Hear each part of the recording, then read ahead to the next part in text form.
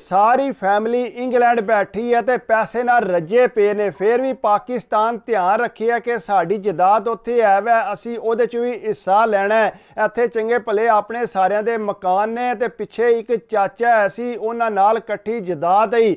अगू वालद साहब जिहड़ा पाकिस्तान जांदे सी अपने भरा कोल, पहलां उहनूं दसदे सी कि असी पाकिस्तान आ रहे हां भरा, पिछू सोहना मकान चमका के मझां छज्जां रेडी होंदियां सी। जिसले पाकिस्तान जांदे सी हमेशा सारी फैमिली जिहड़ी इन्हां दे अगे पिछे होई रहिंदी सी कि साडे रिश्तेदार जिहड़े ने आए ने, ज़मीनां जाके चक्कर शक्कर लांदे रहिंदे सी। ते वालद साहब दसदे सी इह तुहाडी ज़मीन है, इत्थों तक जिहड़ी है तुहाडी है, तुहाडे जिहड़ा चाचे दी है।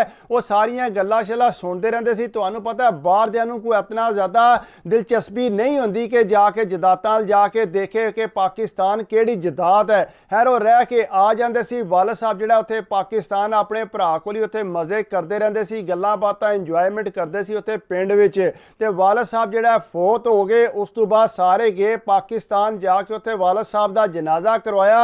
उस तो बाद जिसले वापस आवन वाले होर रिश्तेदारां नाल भी बैठे, उन्हां भी गल्लां बातां ढेर कीतियां, उन्हां दे नंबर भी अगू लैण दी उन्हें। जिसले इत्थे वापस आए ने, आके उन्हां नाल राबते च हो गए ते चाचे नाल जिहड़ा राबता छड्ड दिता। चाचे कोल अपना ट्रैक्टर सी, सोहनी अपनी जिंदगी गुजारदा सी पिया, उन्होंने पता कि मैं पुरसकून जिंदगी गुजारनी है। वो जनाब जिसले इत्थे वापस आए ने, पिछू खानदाने ने भड़काना शुरू कर दिता कि इस तरह तुहाडा चाचा जिहड़ा तुहाडी सारी ज़मीन ते कब्जा करके बैठे आ, ट्रैक्टर रखी आ, मझां रखियां सारियां ते तुहाडियां ज़मीनां इस्तेमाल हो रही ने। वो एक विचों बोलिया कि वो सही पिया आखदा, चाचे ने क्यों साडी जगह ते मल मारे है, असी जाके चाचे कोलों अपना हिस्सा लवीए। भैन विचों बोली कि रहन दिओ, सानू किहड़ा किसी चीज़ की कमी है, अब्बू भी तो उन्हां कोल ही जाके रहिंदे सी। उन्हां आख्या नहीं जी असां अपना हिस्सा लैना, तू नहीं लैना ते ना लै। वो भैन जिहड़ी है कोना गई, उन्हां सारियां सलाह बनाई कि असी पाकिस्तान चलीए, जाके चाचे कोलों हिस्सा लवीए। ना उन्हां नूं पता कि ज़मीनां दे के रेट है ने के नहीं। खैर वो सारे पाकिस्तान गए। चाचा बड़ा खुश आ कि चलो फिर आए ने भरा दे मरन तो बाद, चलो साडे घर रौनक लगी है। उन्होंने तो नहीं सी ना पता कि वो किहड़ी शैतानी दिमाग च लैके आए ने, हुण के वो करना चाहते ने। जिसले वो रात दिहाड़े दूसरे जिहड़े रिश्तेदार ने खानदान दे, उन्हां कोल जाके गल्लां बातां करदे रहे। चाचे नूं थोड़ा महसूस होया कि हुण मेरे नेड़े नहीं लगदे पे, दूसरे खानदान दे बंदियां नाल नेड़े पे लगदे ने। अचानक सारे खानदान नूं लैके ते चाचे कोल आ गए। चाचे नूं आके आखदे ने कि इस तरह साडी जिहड़ी ज़मीन है वो असी अपनी ज़मीन तेरे कोलों लैनी है। चाचा परेशान हो गया कि सारी खानदान नूं इत्थे लैके आ गए ने, मेरे नाल लादा क्यों नहीं ने गल कीती। चाचा अगू कहंदा कि पुत्तर ये तुसीं किहड़ी गल कीती है, तुहाड़ियां ज़मीनां जिहड़ियां ने वो तुहाड़ियां ही ने, आ सारे खानदान नूं लैके आवन दी किहड़ी जरूरत है। तुसीं एक बारी आखदे मेरी भी जिहड़ी ज़मीन तुहानूं चाहीदी है वो भी तुसीं लै लवो यार।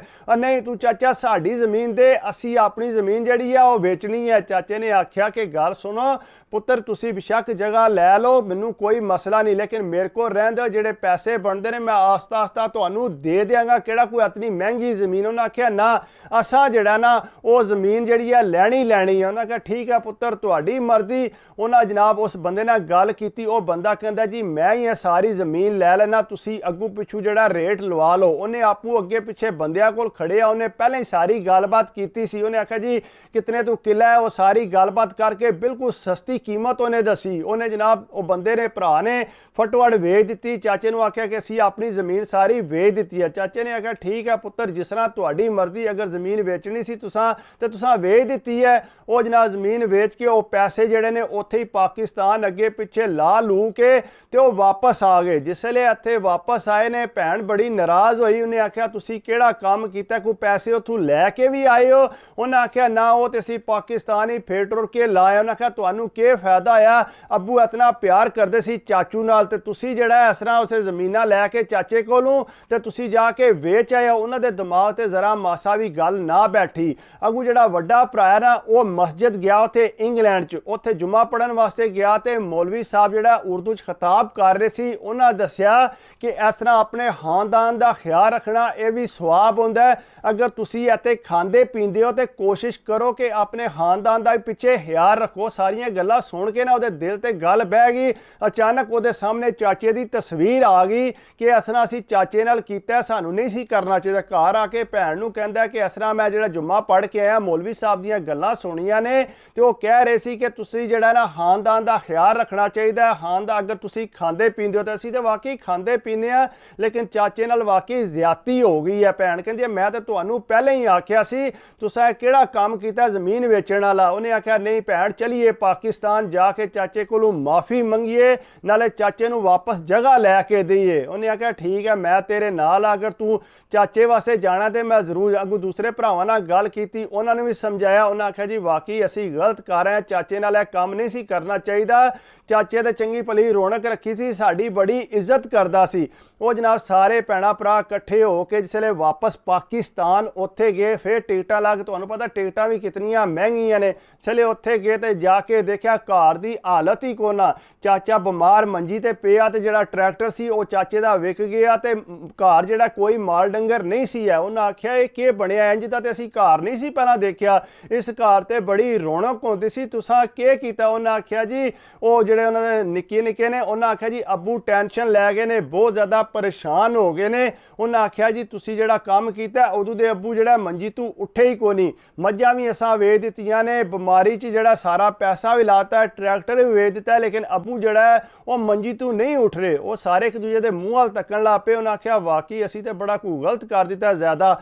ਜਾ ਕੇ ਚਾਚੇ ਕੋਲ ਬਹਿ ਗਏ, ਚਾਚੇ ਕੋਲੋਂ ਮਾਫੀਆਂ ਮੰਗਣ ਲੱਗ ਪਏ, ਚਾਚੇ ਕੋਲੋਂ ਬੋਲਣ ਵੀ ਨਹੀਂ ਸੀ ਹੋ ਰਿਹਾ, ਚਾਚਾ ਰੋਣ ਲੱਗ ਪਿਆ। ਅੱਗੋਂ ਪਤਾ ਲੱਗਦਾ ਪਿਆ ਕਿ ਚਾਚਾ ਕੀ ਕਹਿਣਾ ਚਾਹੁੰਦਾ ਹੈ। ਉਹਨਾਂ ਦੱਸਿਆ ਕਿ ਇਸ ਤਰ੍ਹਾਂ ਅੱਬੂ ਬੜੇ ਪਰੇਸ਼ਾਨ ਹੈ, ਉਹ ਜਦਾਦ ਦੀ ਵਜ੍ਹਾ ਤੋਂ ਨਹੀਂ, ਉਹ ਤੁਹਾਨੂੰ ਜਿਹੜਾ ਤੱਕਦੇ ਸੀ, ਆਂਦੇ ਸੀ ਮੇਰੇ ਭਰਾ ਦੇ ਬੱਚੇ ਨੇ, ਮੈਂ ਸਾਰੀ ਜ਼ਿੰਦਗੀ ਜਿਹੜਾ ਇਹਨਾਂ ਦਾ ਖਿਆਲ ਰੱਖਾਂਗਾ। ਉਹ ਸਾਰੇ ਰੋਣ ਲੱਗ ਪਏ। ਉਹਨਾਂ ਆਖਿਆ ਚਾਚਾ ਸਾਨੂੰ ਮਾਫ ਕਰ ਦੇ, ਸਾਡੇ ਕੋਲੋਂ ਬੜੀ ਵੱਡੀ ਗਲਤੀ ਹੋ ਗਈ ਹੈ। ਤੇ ਚਾਚੇ ਨੂੰ ਜਿਹੜਾ ਹਸਪਤਾਲ ਖੜੇ ਉਹਨੇ ਜਾ ਕੇ ਲਾਸ਼ਾਜ ਕਰਾਈ, ਉਹਨੇ ਵਾਰੀਓ ਵਾਰੀ ਜਿਹੜਾ 2-2 3-3 ਮਹੀਨੇ ਜਿਹੜਾ ਉੱਥੇ ਪਾਕਿਸਤਾਨ ਰਹੇ ਤਾਂ ਕਿ ਚਾਚਾ ਠੀਕ ਹੋ ਜਾਏ। ਜਿਸੇ ਚਾਚਾ ਬਿਹਤਰ ਉਹਨੇ ਆਖਿਆ ਚਾਚਾ ਜਿਹੜੀ ਜ਼ਮੀਨ ਹੈ ਨਾ ਸਾਰੀ ਉਹ ਮੈਂ ਤੈਨੂੰ ਵਾਪਸ ਲੈ ਕੇ ਦੇਣੀ ਹੈ। ਉਸ ਬੰਦੇ ਨਾਲ ਗੱਲ ਕੀਤੀ, ਉਸ ਵੇਲੇ ਬੜੀ ਸਸਤੀ ਉਹਨੇ ਲੈ ਲਈ ਸੀ। ਉਹਨੇ ਆਖਿਆ ਜੀ ਨਾ ਤੁਸੀਂ ਰੇਟ ਲਵਾ ਲਓ। ਜਿਸ ਵੇਲੇ ਰੇਟ ਲਵਾਇਆ ਉਹਨੇ ਡਬਲ ਟ੍ਰਿਪਲ ਜਿਹੜਾ ਦੱਸਿਆ ਕਿ ਇਹ ਰੇਟ ਹੈ। ਉਹਨਾਂ ਆਖਿਆ ਕੋਈ ਮਸਲਾ ਨਹੀਂ, ਜਿੰਨਾ ਵੀ ਰੇਟ ਹੈ ਜਗ੍ਹਾ ਅਸਾਂ ਲੈਣੀ ਆ ਵਾਪਸ ਜ਼ਮੀਨ। ਉਹਨਾਂ ਜਨਾਬ ਉਹ ਪੈਸੇ ਦੇ ਕੇ ਜ਼ਮੀਨ ਫਿਰ ਵਾਪਸ ਲੈ ਕੇ ਚਾਚੇ ਨੂੰ ਦਿੱਤੀ। ਉਸ ਤੋਂ ਬਾਅਦ ਚਾਚੇ ਨੂੰ ਟਰੈਕਟਰ ਵੀ ਲੈ ਕੇ ਦਿੱਤਾ, ਜਿਹੜੀਆਂ ਮੱਝਾਂ ਚਾਚੇ ਦੀਆਂ ਵਿਕੀਆਂ ਸੀ ਉਹ ਵੀ ਲੈ ਕੇ ਦਿੱਤੀਆਂ, ਘਰ ਸਾਰਾ ਮੁਰੰਮਤ ਕਰਾਇਆ। ਉਹਨਾਂ ਆਖਿਆ ਚਾਚਾ